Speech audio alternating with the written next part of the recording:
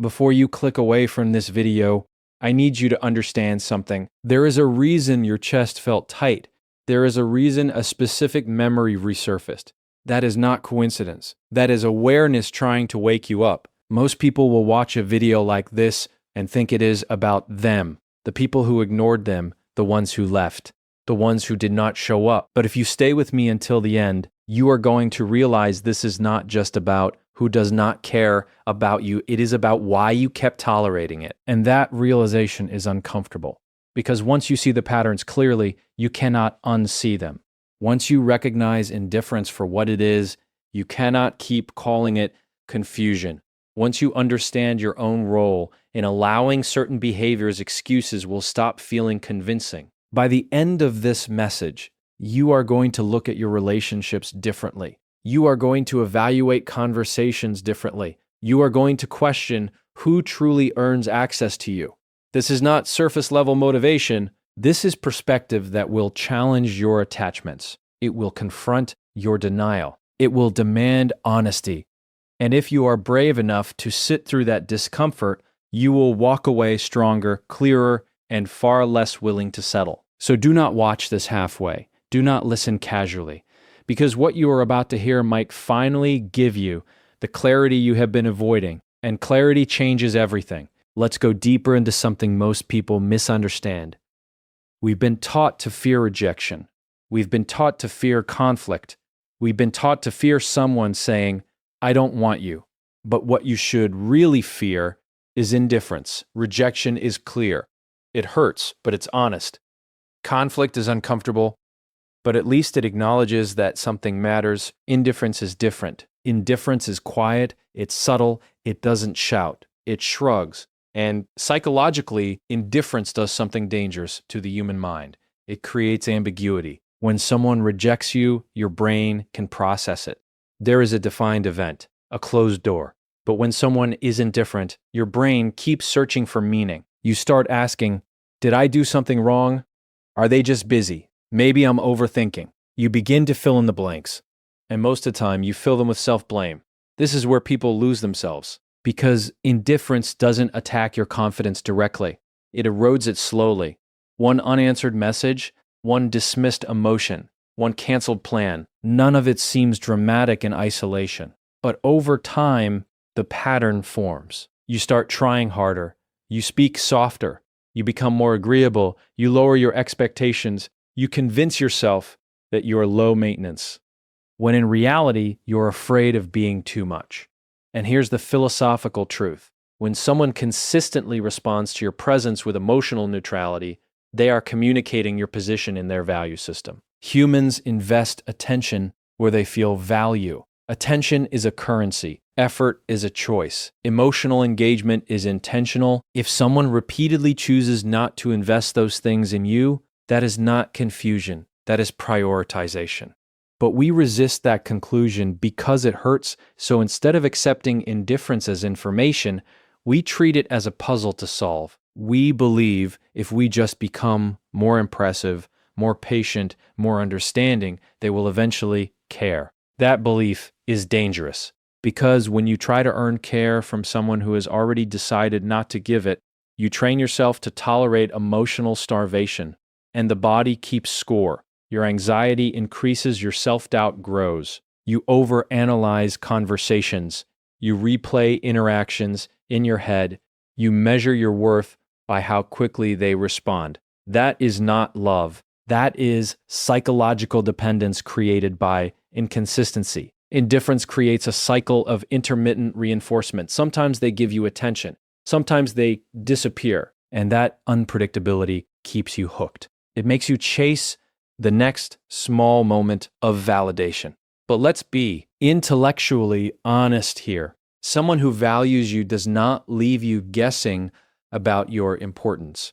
They may be busy, they may be imperfect, but their baseline energy toward you is consistent. There is effort, there is curiosity, there is responsiveness. Indifference, on the other hand, feels like you are constantly reaching across a gap that never closes. And here's the hard question you have to ask yourself. Why are you so willing to fight for a place in someone's life that they are not fighting to keep you in dot? Sit with that. Sometimes the real issue is not that they don't care. It's that you are afraid of what it means if you accept that they don't, because accepting indifference forces a decision. It forces boundaries. It forces distance. It forces you to confront loneliness before you find something healthier. And many people would rather live in quiet disappointment than face temporary loneliness. But here is the deeper principle. Self-respect begins where denial ends. The moment you stop rationalizing someone's indifference is the moment you reclaim power. You stop negotiating for basic consideration. You stop performing for attention. You stop auditioning for a role in someone's life. You begin observing instead of chasing. And when you observe calmly, without emotion clouding your judgment, patterns become undeniable. World. They do not remember what matters to you. They do not adjust when you communicate your needs. They do not protect the connection. That is not a misunderstanding. That is a lack of investment. And the mature response to lack of investment is not anger. It is clarity. Clarity allows you to detach without drama, to step back without announcements, to reduce effort where effort is not reciprocated. Because here is the truth that will set you free. You cannot convince someone to care about you, but you can decide how much access they have to you. And that decision changes everything. So instead of asking, how do I make them value me? Ask a better question. Why am I offering loyalty to someone who offers me indifference? Think about that tonight, because the moment you stop chasing indifferent people is the moment you start attracting intentional ones. And that shift begins with one courageous act, believing behavior over hope. Let's talk about something that will completely change how you evaluate people. Stop listening to what they say. Start watching what they repeat, because patterns do not lie. Anyone can say, I care about you. Anyone can promise, I'll do better. Anyone can apologize with perfect words. Language is easy. Words are socially accessible tools. Most people know exactly what to say to calm you down, to keep you around, to prevent consequences, but behavior requires effort. Behavior requires intention. Behavior reveals priorities, and priorities are the truth. Psychologically, we are wired to respond to words because words create emotional relief. When someone hurts you and then says, I didn't mean it, your nervous system wants to relax. It wants to believe the threat is gone, so you accept the explanation. But here's the problem. If the behavior repeats, the apology loses integrity. One mistake is human. Two mistakes can be growth in progress. But a consistent pattern is a decision. You have to understand this clearly. Repeated behavior is not accidental. It is chosen. If someone consistently cancels on you, they are choosing disorganization or disinterest over reliability. If someone consistently dismisses your feelings, they are choosing comfort over empathy. If someone repeatedly crosses boundaries, they are choosing their impulses over your respect. And when you ignore patterns because you are attached to potential, you participate in your own disappointment. That might sound harsh, but it is empowering when you truly understand it. Many people fall in love with who someone could be instead of who they consistently are. You tell yourself, they're stressed right now. They've been hurt before. They'll change once things settle down. But growth is visible. Effort is observable. Change Lee. Best evidence if months pass and the same issues remain, you are not witnessing a transition. You are witnessing a personality pattern. And here is where emotional maturity comes in. Mature thinking separates isolated incidents from repeated cycles. It does not overreact to one flaw, but it also does not ignore consistent behavior. Patterns show you what someone values without them ever saying it out loud. For example, if someone always finds time for their friends, but rarely for you, that is a pattern. If they respond quickly to others, but take hours or days with you, that is a pattern. If they remember details about people who impress them, but forget what matters to you, that is a pattern. None of these require confrontation to understand. They require observation, and observation is power. The reason many people stay stuck is because they argue with reality. They want the promise to outweigh the pattern. They want the potential to cancel out the proof. But the mind cannot feel safe in contradiction. When someone says, "You matter to me," but behaves in ways that suggest you are optional, your nervous system becomes confused. That confusion creates anxiety. You start overthinking, you search for hidden meaning, you try to decode tone, timing, and small gestures. You would not need to decode consistency. Consistency is calming. Let me say that again. Consistency, is calming.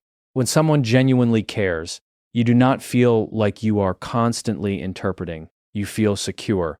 You feel considered. You feel stable.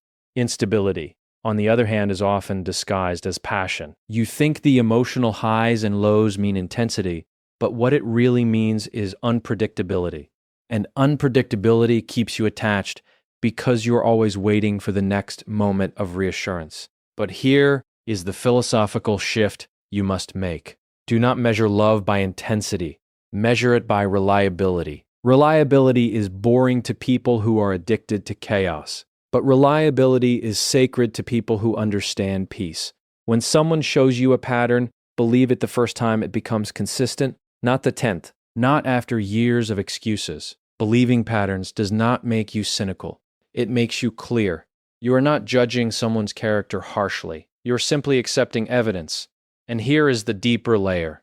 When you ignore patterns, you teach people that their inconsistency has no consequences. When you respond to patterns by adjusting your access, your energy, your availability, you communicate self-respect without aggression. You do not need dramatic speeches. You do not need ultimatums. You simply align your effort with theirs. If they give little, you give little. If they give nothing, you step back completely. Because Chasen, she's someone who repeatedly shows minimal investment is not loyalty. It is self-abandonment, and you deserve better than self-abandonment. So the next time someone disappoints you, do not ask, "What did they say?" Ask, "What have they consistently done?" Because at the end of the day, words are intentions, patterns are decisions, and decisions tell you everything you need to know. If you want peace in your relationships, start trusting repetition over reassurance. Watch closely, observe quietly, decide wisely, and remember this one line. When someone's behavior becomes predictable, your response should become intentional.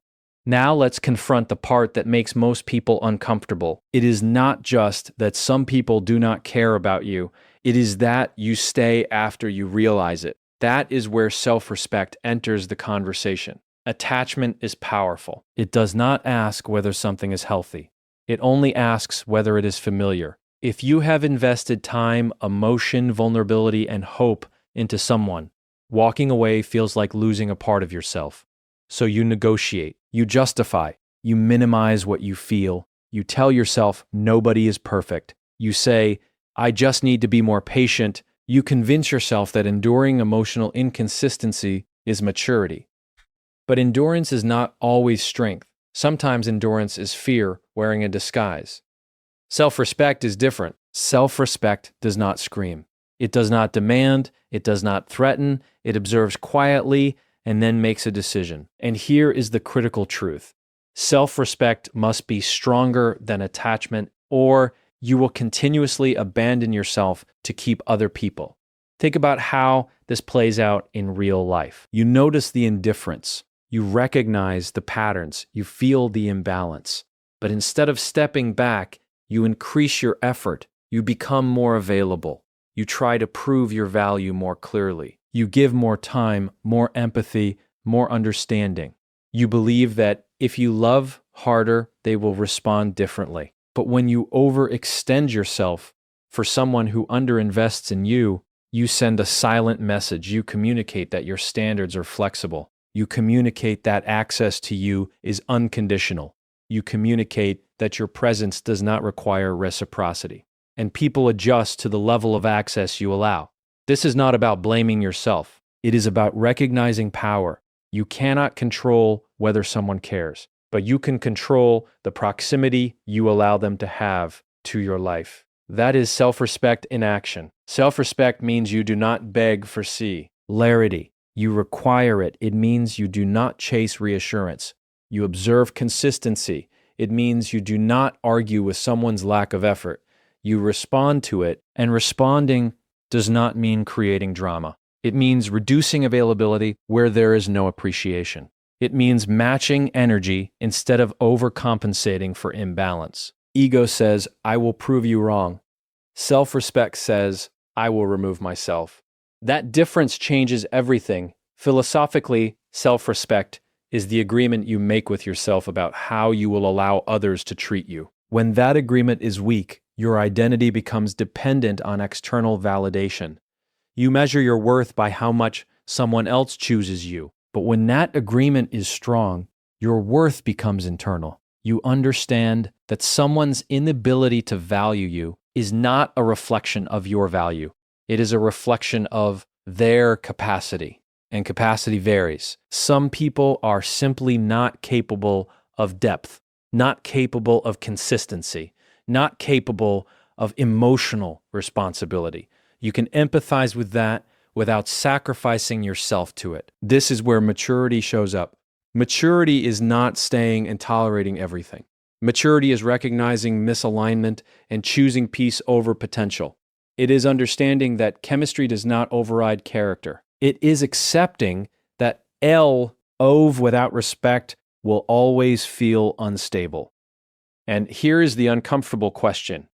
If you removed the fear of being alone, would you still tolerate the treatment you are accepting right now? I sit with that honestly. Because many people are not attached to the person, they are attached to the idea of not starting over. They are attached to history. They are attached to comfort. They are attached to hope. But hope without evidence is emotional gambling. Self-respect interrupts that gamble. It says, I would rather be alone with dignity than connected without consideration. And once you internalize that, something shifts. You stop over-explaining your boundaries.